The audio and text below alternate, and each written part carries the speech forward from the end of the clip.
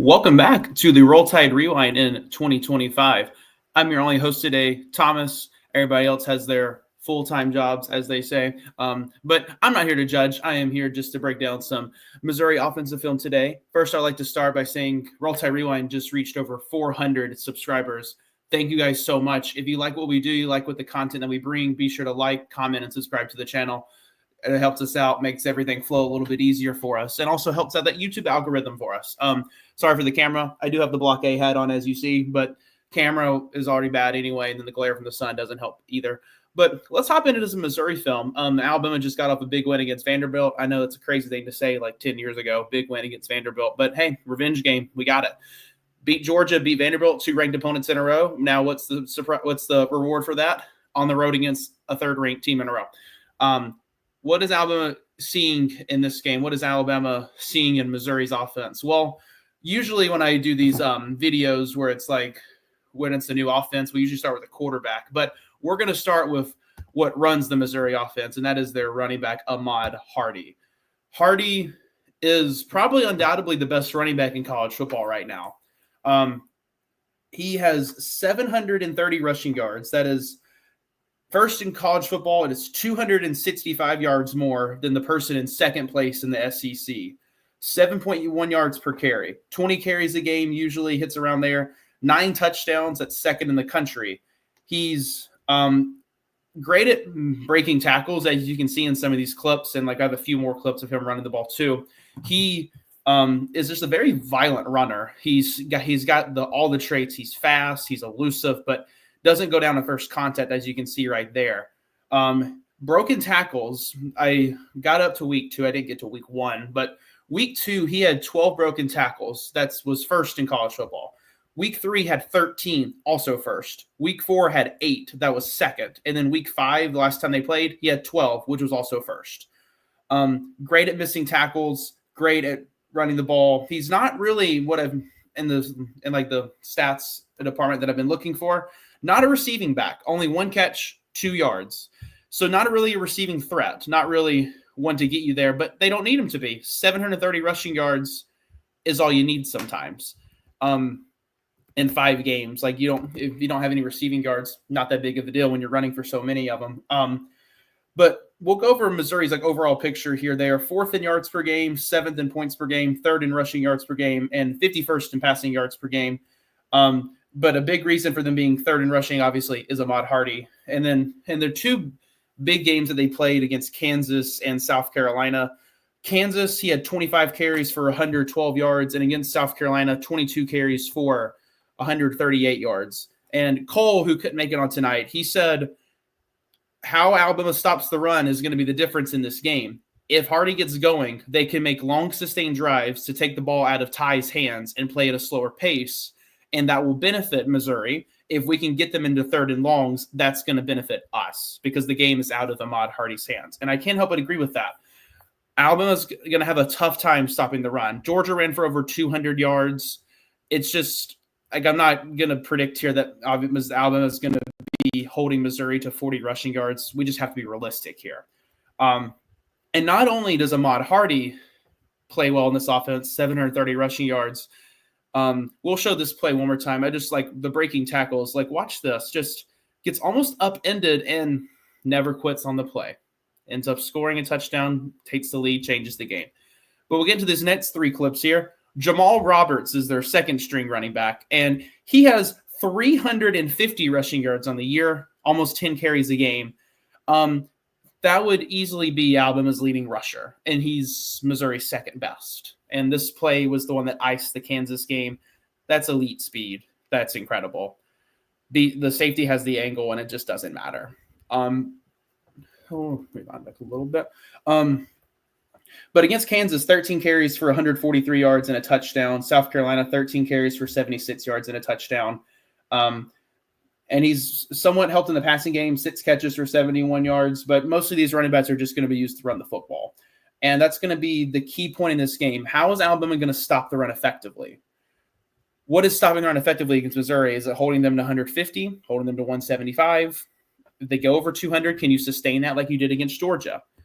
Like, can you be able to withstand the power, withstand it?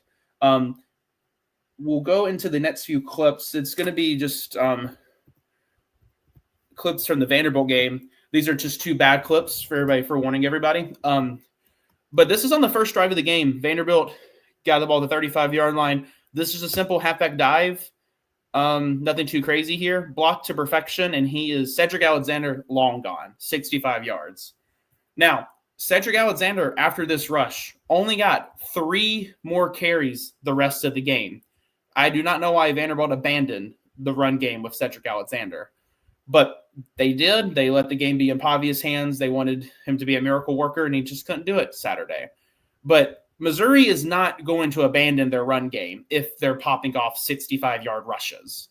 And then the next rush here from Diego Pavia on their first play of their second drive, little quarterback misdirection dive right here, blocked to perfection, gets like 35 yards. Now, both of these plays were in the first quarter. Alabama did tighten down on their defense and get better as the game went on, but some things to consider here. Missouri is trying to run the ball. They are not, like Beau Pribula, we'll get to him in just a second on these next clips, but they want to beat you by running the football. And I thought that's what Vanderbilt was going to try to do, because that's what Vanderbilt did well last year. They ran the ball semi-effectively, and that helped them lower the clock and keep the game out of Alabama's hands. But they abandoned it this year. Missouri's not going to abandon it. So that's kind of my big concern there for the Alabama defense. How do you respond to the adversity of Missouri being successful running the football? And that'll be the big key to the game, I think, on the defensive side, is how do you stop running the football? How do you get them into 3rd and longs? We'll get into Beau Pribula, a transfer from Penn State. I bet Penn State would love to have him now, based on their certain circumstances of losing to UCLA and one of the worst Power 4 teams right now. But back to Missouri. Beau Pribula, he is first in the SEC in completion percentage, 75.9%. That is 4th in the country. 9 touchdowns, 3 interceptions. Against Kansas and South Carolina, the 2 big games they've had. Kansas, he was a baller. That was like, this is the second game for Missouri. He played exceptional. And this was the game, I remember Cole mentioned it, that like he said, Beau Pribula, however we had him rated in the preseason, it's different now. He showed up in that game. He was a baller, made plays when he needed to, and helped Missouri win the game. 30 of 39, 334 yards, 3 touchdowns. Against South Carolina, didn't have to do as much, but as you see in these plays right here, his scrambling ability is shown. But against South Carolina, 16 of 27, 171 yards, a touchdown, did throw an interception. But like that throw right there is incredible, getting it to where his tight end can make the play. But Beau Pribula is obviously, he's a quarterback. He's the captain. He's the big part of this offense. We're the reason this is going to work, if it's going to work. But his scrambling ability, as you see here, is key to sustaining drives. If Alabama is to get Missouri to these 3rd and longs, is he going to get first downs by running the ball? Are we going to spy him? If we cover well, are we going to cover these receivers? And if we get to cover those receivers, how are we limiting Beau Pribula from making plays with his legs? As you can see here, making plays with his legs to extend the drives. I think Pribula is a great quarterback. I don't know where I would rate him in the SEC right now. SEC is kind of so up and down with their quarterback play. It's like what you thought in the beginning of the year is just such a different ball game than right now. But Pribula has played much better than I thought he would. But I mean, even like big plays like this, 4th and 7 against Kansas, it's in the 4th quarter with 6 minutes left, have to have a play, and he fires a dot to Kevin Coleman. That's their best receiver on the team. He has 39 catches. That is 19 more than the next closest player on Missouri's team. Great player.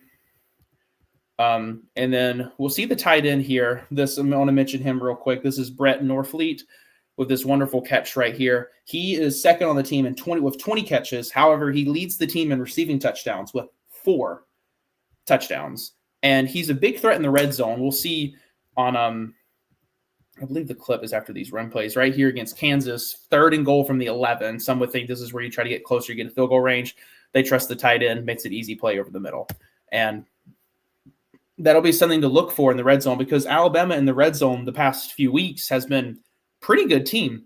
They've forced 2 turnovers against Vanderbilt. We'll go over those later in this video. And also holding Georgia to a fourth and 1 with 11 minutes left to ice the game. So something to keep in mind here for Missouri when they're in the red zone, Brett Norfleet being probably their preferred target to get looks.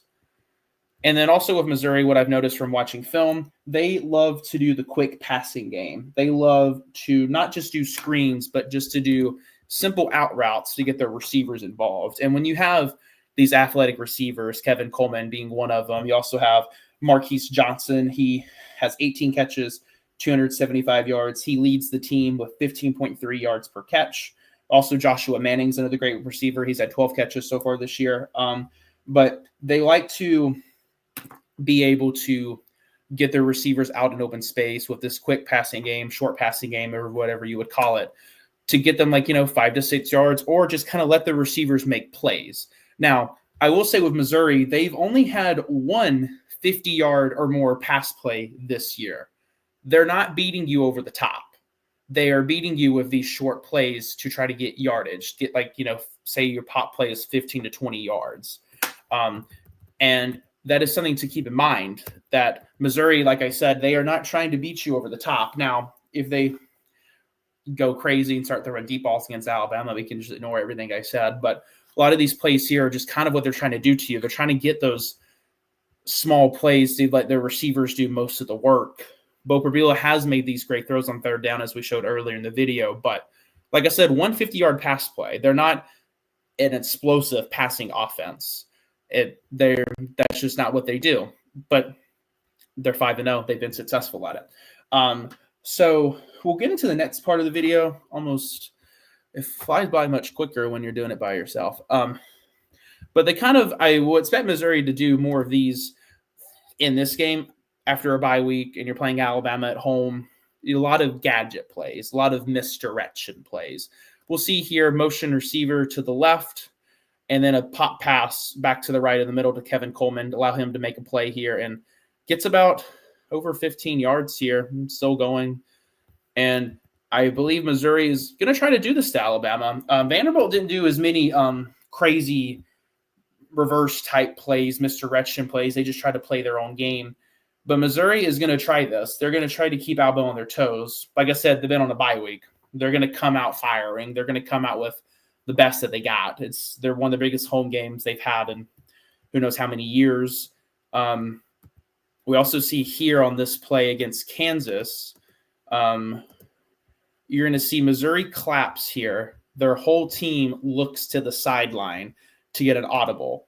And then you see Beau Pribula immediately clap. This is like a good misdirection type play. You are acting like you're getting an audible, but in reality, you're not. You're just confusing the defense to sit still. Even if it's for a second, you're looking to the sideline and then just immediately clapping like Beau Pribula does there. And this is Missouri's 50-yard pass play that I mentioned. They got Kevin Coleman in the open space, and he gets all the way down to around the 2-yard line. But that was their 50-yard pass play, and it was off a misdirection. So Missouri's going to see that this is successful, and they're going to try to exploit it. Now, me being the nerd that I am, I remember when I watched this play live, the first thing I thought of was this play from the Alabama-LSU game in 2019. Tua, Devontae, Waddle, I think that's Henry Ruggs or Jerry Jeudy at the bottom. Just an elite core of receivers. But watch Tua here.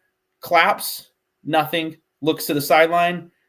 Misdirection clap. They already knew what the play was. And because of this, Devontae Smith runs wide open across the field. You're going to see Derek Stingley was at the top here. Whenever this clap happens, he's going to look towards the sideline to see what audible there is. So he stands up. He looks. His eyes are looking at the sideline, and then Tua claps. And then by the time Stingley has turned back to Devontae's already running his route and is blown right by Derek Stingley. This is something that you see in film. This is something that you try to exploit with these misdirection plays.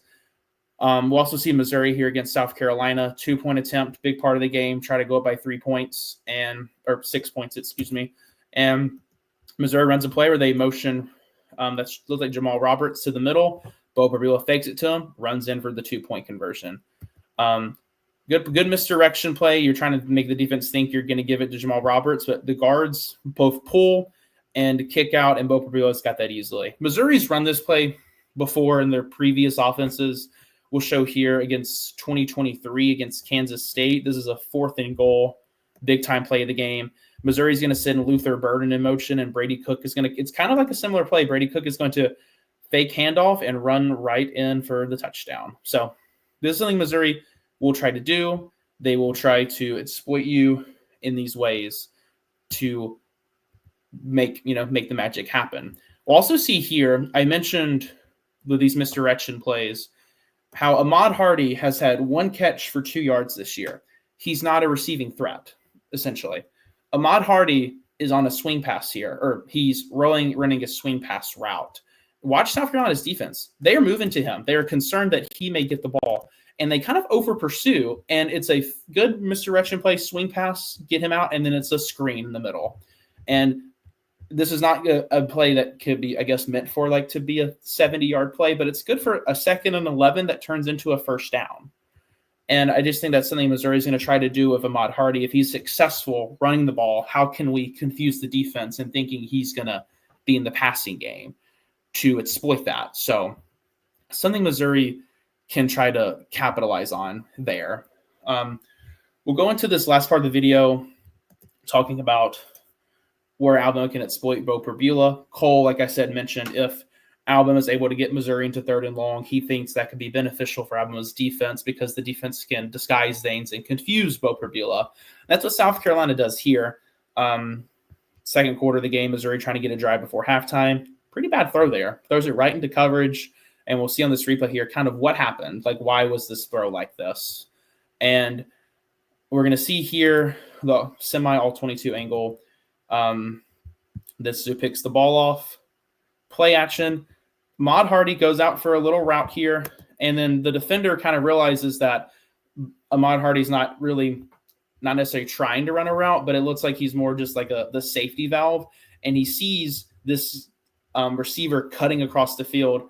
Pribula just thinks that he has it beat here, but this disguise over here by the cornerback is an easy interception to make. And this is something Alabama could do, something Alabama can see in film and be like, this is what confuses him.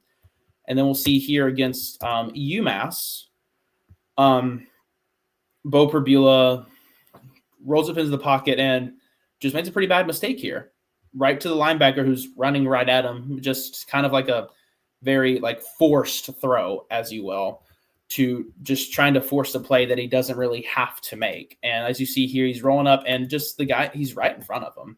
And it's a bad throw too, but just right in front of him, just not thinking, just trying to force a play. So if Alabama can get Pribula into this, forcing play mindset, Alabama has the advantage. We'll also see here against Kansas. Kansas was able to get to the quarterback pretty well against Missouri. They got to him 4 times. And so far in 5 games, he's been sacked 12 times, which is the 4th most in the SEC. And Alabama's pressure win rate is one of the best in the SEC defensive line-wise. So if Alabama is going to make Beau Pribula uncomfortable, it's got to be with the pass rush.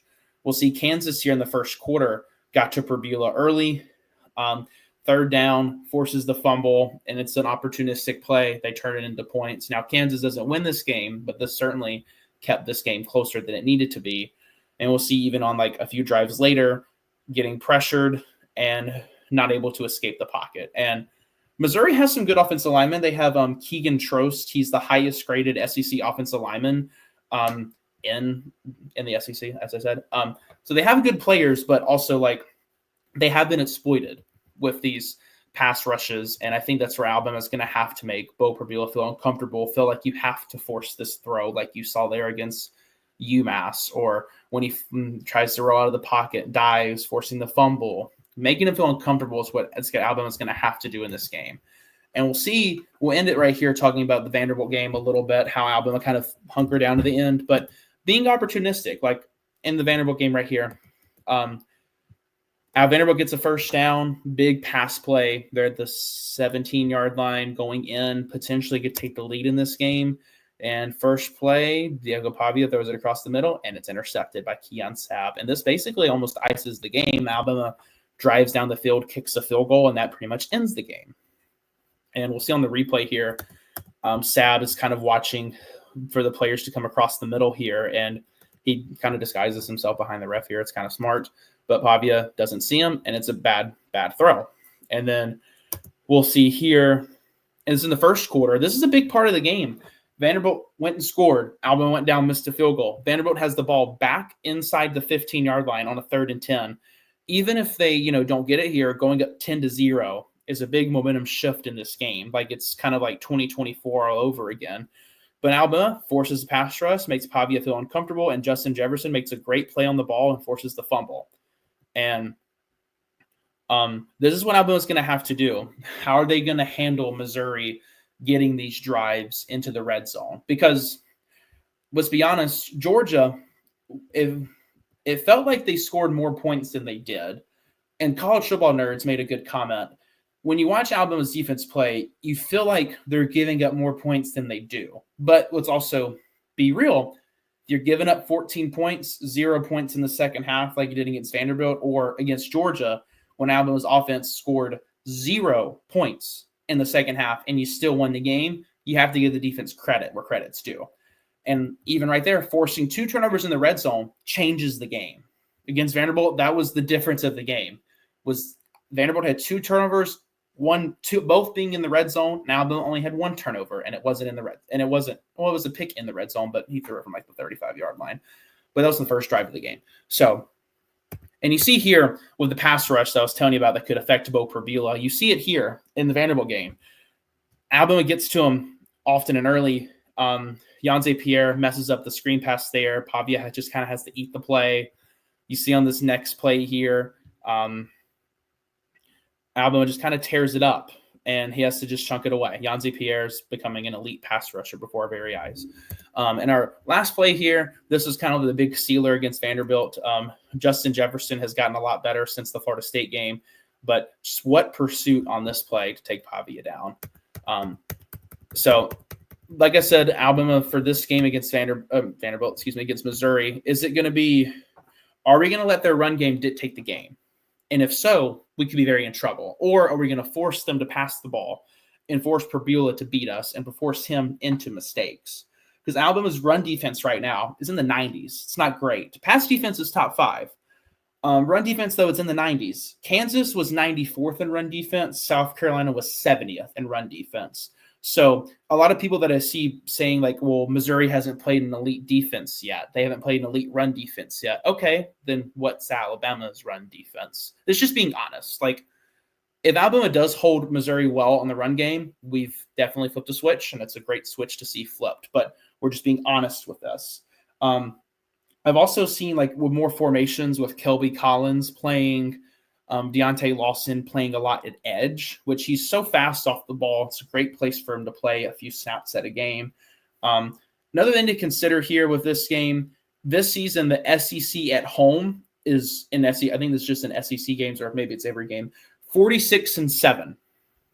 In the ever SEC teams playing at home, they are 46-7. Can Alabama make that an 8th loss? They made Georgia a loss on the road. Can they make this the 8th loss? And also, another thing with Missouri that's kind of like with how they've been playing, how are they going to scale up? What I mean by scaling is they've played, inferior competition compared to Alabama. Not saying that Alabama is significantly better than them. It's more so like Alabama is going to be the best team they played by far. Compared to these other teams, Alabama's strength of schedule right now in the country is 3rd. Missouri's 109th. I don't know if that's the worst in the SEC, but I would assume so it is. But the competition just hasn't been there for Missouri. Now, Kansas and South Carolina, those are good wins. Like, those aren't bad wins at all. It's just, how are they going to respond to playing this team? Does their offense scale up to this competition? And that's going to be the thing we're going to have to notice in this game. And I think the big deal is going to be, how is Alabama going to effectively stop this guy right here, Ahmad Hardy? When you have a player like this, you have to just hand him the ball. Missouri's giving it to him 20 times a game. So how is Alabama going to effectively stop Missouri's run game? And in turn, if they can stop it effectively, how can they make Beau Pribula feel uncomfortable in this game? And that's going to be the deciding factor to me for the offense, for the Alabama's defensive side of the ball. And like I said, if you like these type of videos, please comment, like, and subscribe. But we just crossed 400 subscribers. We're been a hot start this football season. Since August, we've gained over 320 some subscribers. It's been incredible. It's really fun to do all this stuff, and appreciate all the support. And like I said, like, comment, and subscribe, and we'll see you. I'm filming this on Wednesday night. This will release tonight as well. But tomorrow morning, Thursday, we'll release Missouri's defensive breakdown and what you can expect from Ty Simpson and Alabama's offense. But until then, hope everybody has a great rest of your week, and roll Tide.